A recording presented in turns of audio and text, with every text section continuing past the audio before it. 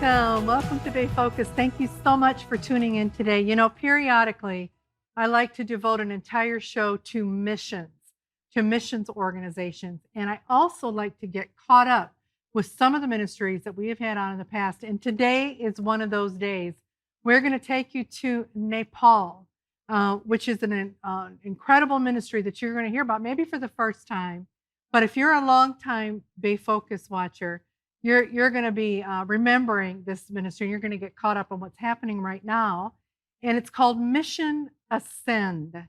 And I love this ministry. And we have the founder back with us, Chuck Walthall. Thank you so much, Chuck, for coming back. Thank you. My pleasure. You know, Chuck is a friend of our family, also a by day AV consultant, acoustical engineering, variety of things that you do to help many clients and also the kingdom of God, because you've worked with churches so much over the years. But then you became, I want to say bit by the bug of missions, but you had an incredible experience. For our viewers that don't know, a missions trip that changed your life. Tell us what happened. I did. I never saw being a missionary coming. I never had it planned, never had it on my radar. But a little over 6 years ago, God put a passion in my heart to go see Mount Everest. And I don't like to be away from home.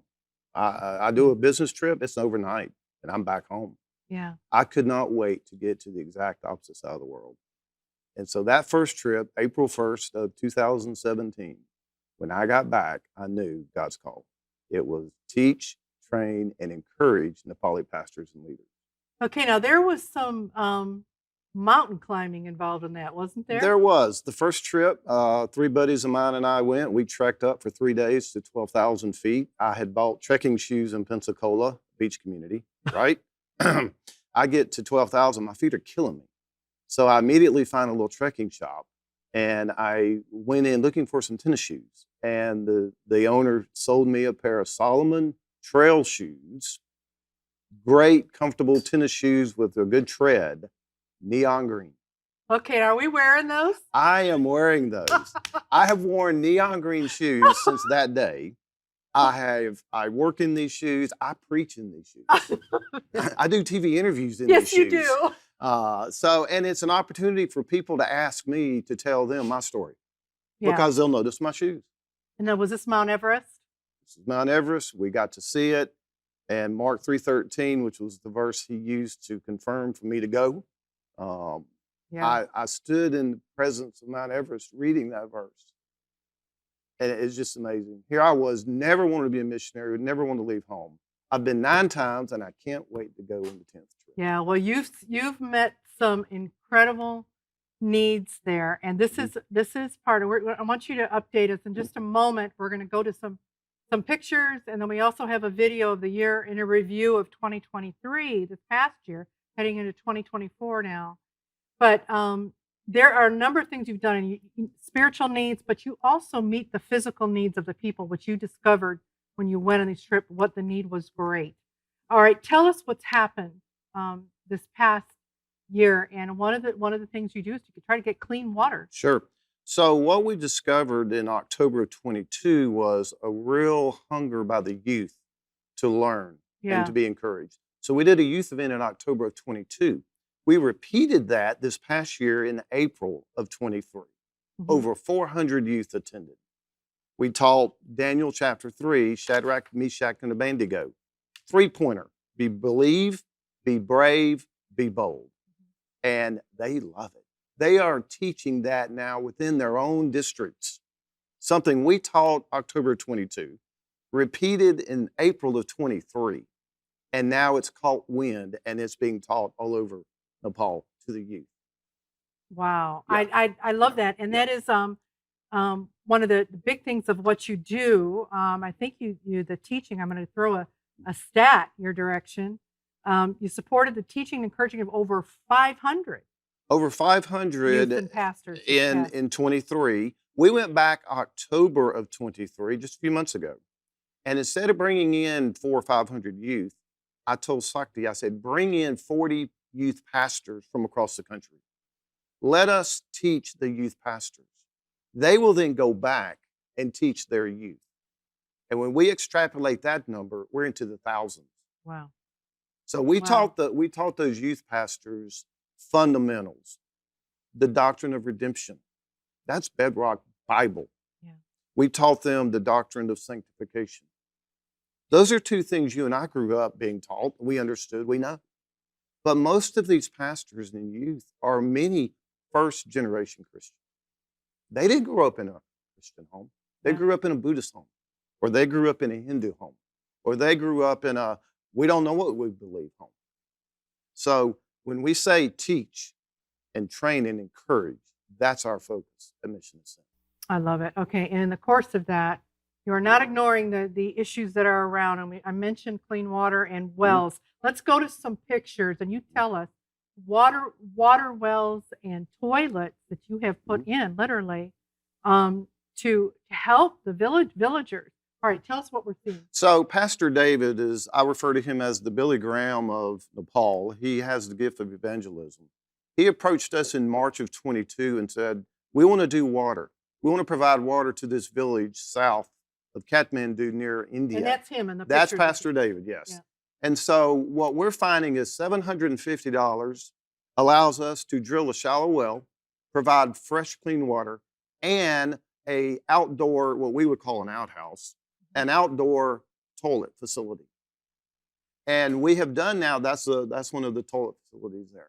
Before, it was just fence with vegetation grown up around as a shelter. But that's a problem because snakes hide in there. So by building these block and cement outhouses, basically toilets, we're providing two basic necessities for these villagers. Now that began in March of 22.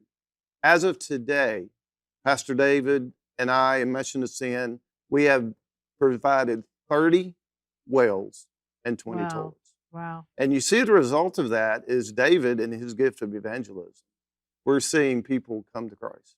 You know, that's the thing is you're doing these wet water wells and toilets, and people are so appreciative and so open to the gospel at that point when you provide a simple need like that. And I again, I think one of the more shocking things to me over the years is out in some of these villages and everything that you're going, how great the need is. Absolutely. It's a poverty-stricken country, no doubt. Yeah. And where we see this meeting of a basic need, what's the definition of love? Meeting needs. So where we're meeting needs through humanitarian efforts like that, it opens the door for relationships, conversation. Yeah. And the beauty of this is what we're seeing is a reduction in persecution of the Christian. You see, Christianity in Nepal is only about 2%. And so there's persecution against that, against us. But when we do these kind of humanitarian efforts, the persecution against the Christians reduces because these other religions say, don't mess with the Christians. They bring us water. They're helping. Yeah. They're helping us. Yeah. Absolutely. Yeah. Oh, I absolutely love it. All right. There was another, and it was in the news, of course, worldwide.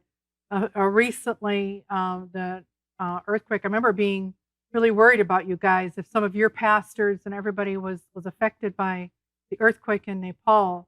But I believe you were not. To update us on that, and then we're going to go to some pictures. But you did rally and provide support in hurricane relief. But tell us first of all, your group was not in the area where That's the earthquake correct. hit, correct? The initial earthquake hit 2 weeks before we went.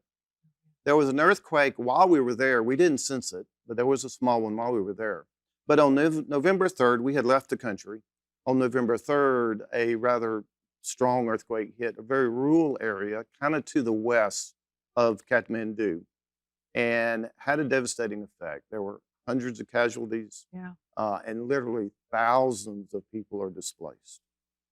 So our pastors there, we all started discussing, what do we do? How do we do it? And so we did a joint effort with Pastor Dawa, who's one of our new pastors. He had rallied his community of churches in his area near Kathmandu.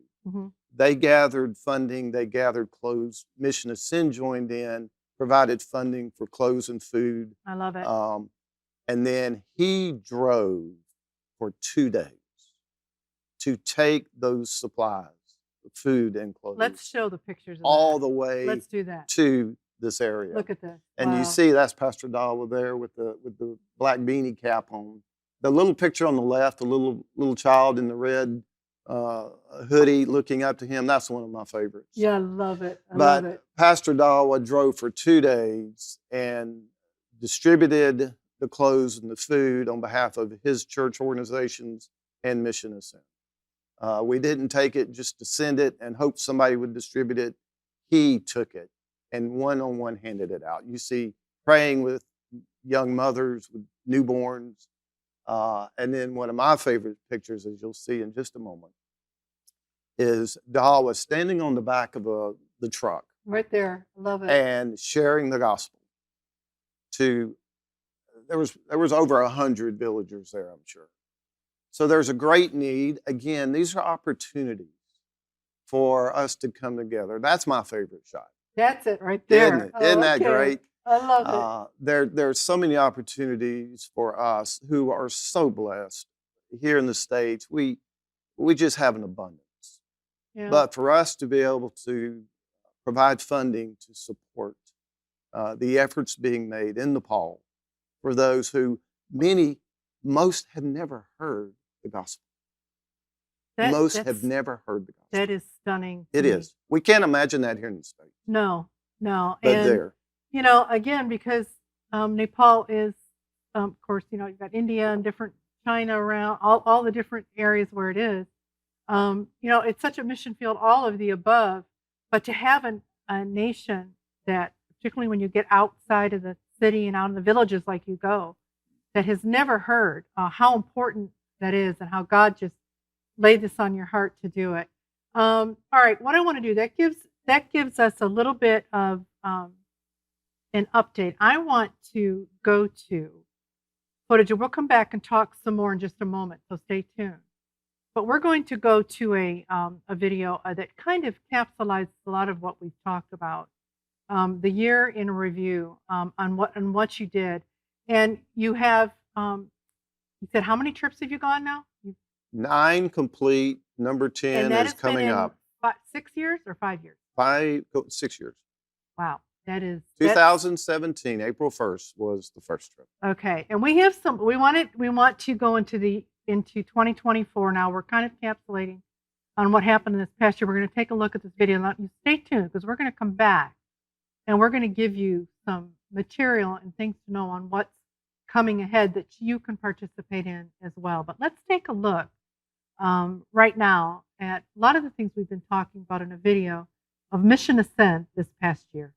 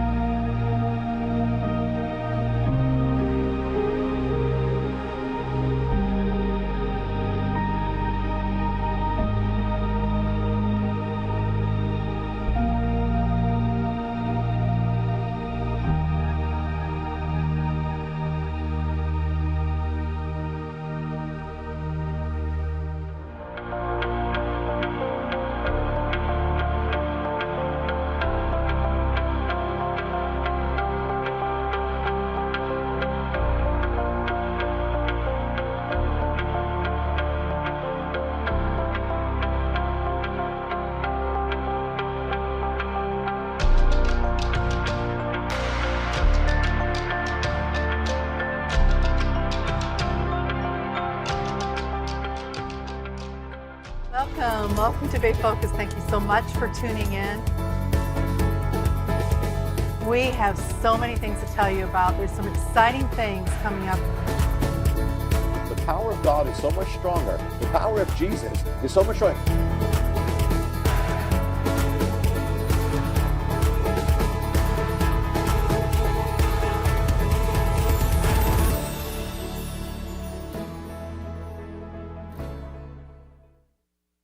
Well, we're back, and if you've just joined us, we're talking with Chuck Walthall, the founder of Mission Ascend Ministry in Nepal.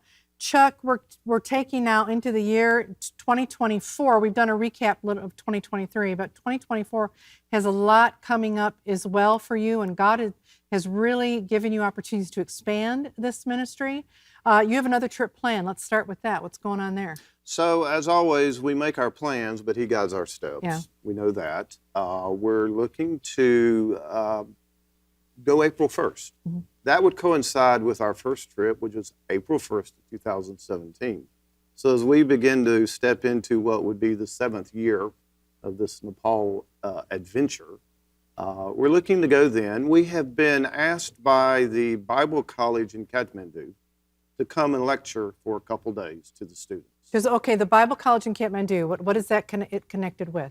So I don't know that they're connected with any specific U.S.-based ministry. Mm-hmm. But they train ministers for the... They train. That is the Bible College Sakti attended. Okay. Who is my partner, my brother there. Yes. in Nepal.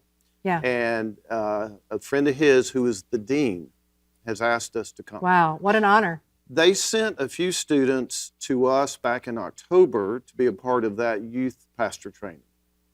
And so afterwards, he reached back and said, would you come speak for a couple days in the college? Yeah. So we're looking to possibly do that the 1st of April. And then, as I mentioned earlier, the youth events, the youth teaching, they love 3-point sermons, 3-point messages, 3-point studies. It just clicks with them. And they are now repeating what we did with Daniel and now with redemption and sanctification. There's a request, it seems, from various youth organizations throughout the country for Sakti to bring Chuck and Mission Ascend over. So we're getting multiple you guys are in demand. Invitations for come to a youth conference in our district. Yeah, I love it. So one of those is a district in the east part of Nepal, and near where India comes back up. So we're evaluating that, possibly going. They want to invite 200 to 300 youth, and I said that would be fine, but I want the pastors as well, the youth pastors. Because my goal, my focus is if we can train the pastors and teach the pastors what they're not being trained or taught, then they will then teach the youth. Yeah. And so we begin to see a logarithmic growth in the information, the teaching, the truth that okay, we're there which to reminds share. me, and I want to bring up, you do something really cool on Saturdays. Tell us what you do. Well, from COVID came our initial Zoom session back in 2020. Yeah. And we started meeting with a handful of our pastors in Zoom on Saturday. That has now grown. We're entering our 5th year. And we'll have a dozen on average every Saturday morning since then. Wow. Every Saturday morning. To the point that a lot of the young ladies that had joined us and my wife developed a rapport. So now after I do my 30 or 40 minutes, then my wife continues on with the youth, the young ladies. And so now we see a young ladies Bible group session that's spurred out of it. Oh my goodness, how this has just multiplied. One of the things too that you're excited about is this could be a year of involving more people. Yes, as I had mentioned last time we had our chat, was I am the missions and media pastor at my hometown church in Crestview, First Baptist. Crestview, Florida. Crestview, Florida, yeah. Yes. So I drive from Pensacola to Crestview a couple times a week. And the church, not going there to sell them on Mission Ascend by any means, not even realizing one day I'd be back at my hometown church, but I find myself there. And they have adopted our ministry. They have adopted Nepal as one of the countries We're active in Honduras as well. But the church just came around us, adopted the Mission Ascend, adopted the Nepal ministry. And now what I'm seeing are people within our church that are interested. They'll say, hey, Chuck, what's it like going over there? And that tells me, okay, they're interested. Yeah. So even this coming, probably the October trip this year, I'm fully expecting and praying for Eric, his wife Laura. She runs the church. Laura, and then Alex, our youth pastor's wife. Mm-hmm. I've got my eyes on those three. I'm praying for those three. I'm believing that God may be putting Mark 3:13 in their heart. So when you go over, you're obviously expanding. When you go over, it's just been a smaller you and a few other people, or have you gone by yourself over there? I have not gone by myself. Yeah. I'll come back to that. But typically, it's either myself and one other, maybe two. The most it's ever been has been 4. Yeah. This past trip. Because you're connecting with the people over there. Correct. In Nepal. This past trip, I had 4. Myself, my sister Carol, was her second trip. My best friend Scott, it was his 3rd trip. And then a friend of ours for years, Don Hagwell, went with us. Yeah. Don, it was his first trip to Nepal. And let me share with you something, because I asked Don, as I do anybody that goes with me on their first trip, I said, Don, tell me in 2 words what you've experienced on this trip. And he said, hunger. He said, the youth are hungry for what you're teaching. The youth are hungry for his word. And he said, that has to continue. And then the second word he used, as we were walking around Kathmandu, around all the temples, the tourist area, he said, battleground. He said, this is the battleground those youth have to play. And I said, Don, you're exactly right. So I give him credit for those 2 words. I've used them in a sermon. I've used them in teaching. Yeah. But it's just from that. So I'm always excited when new people go. Well, and we've said this in the past, and for our viewers that may just be hearing about your ministry for the first time. When we've had you on a few other times, first shared this, it was such an example of God taking, Chuck was a businessman, and how he's opened up the doors for ministry for him. He's also now minister.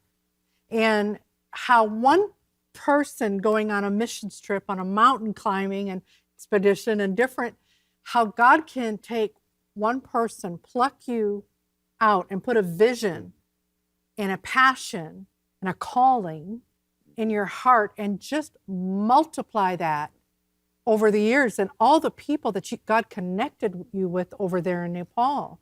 And to do this, and then to move it into the humanitarian side of it as well. And you're not done on that front either, are you? You have more wells planned, correct? We're considering more wells. We're certainly looking at a second phase of earthquake relief as well. It all hinges on how God provides. My devotion this morning was about the loaves and fishes. Now, how could a little kid's lunch feed 5,000 plus? Okay? You put God in that, there's the multiplier. Yeah. How could he take one business guy who never wanted to be a missionary? Yeah. And God's the multiplier. Yeah. So, and I mentioned about going by myself. There was one time I thought about it and I waved it off. Mm-hmm. But I'm not opposed to going by myself if God says do it. Yeah. As I mentioned, airfare, it's doubled now. Yeah. It's doubled now. But nonetheless, if he were to say, Chuck, you go, I'm gone. Yeah. I'm going. Well, I think God's going to send you people to go with you, always keep you alongside you. Absolutely. There's safety in numbers as well. How can our viewers help? How can they get involved with Mission and Send? So I always say prayer, of course. Pray that we have God's wisdom of God and direction in what we're doing and who we're doing with. Certainly support. My business is such that 40 plus years, it funds Mission Ascend. We have faithful supporters who've been with us for the past 6+ years. So it all adds up. It all adds up. But the focus is we teach, we train, and we encourage Nepali pastors and leaders so they can have an impact for his kingdom in Nepal. That's what we do. And we do that through humanitarian efforts as well, where we find water wells and toilets, opens a door for the gospel to be shared, and we see a reduction in persecution and we see a rise in people accepting Christ, the living water, we'll invest in that. We'll invest your support in that. We keep nothing. We're just a conduit to connect our supporters and those interested in with direct connection to what God's doing in Nepal. I love it. That He's invited us to be a part of. I love it. Chuck, thank you so much for being on the program today and updating our viewers like you do coming. And I want to encourage you to support Mission Ascend. I love what Chuck said, even through prayer, and of course contributions through their website. But any way that you can partner with them. But I really feel that this is an incredible, incredible example of how God can use you as well. If he puts something on your heart, do it. If he puts on your heart to help this ministry, you do it. Thank you so much for tuning in this week. And I want to encourage you to contact us here at Bay Focus. I want to hear from you. If a program has ministered to you, or if there's a way that you want to connect with us, you see on the screen how you can do that. Thank you so much for tuning in. We will see you next week. May God richly, richly bless you.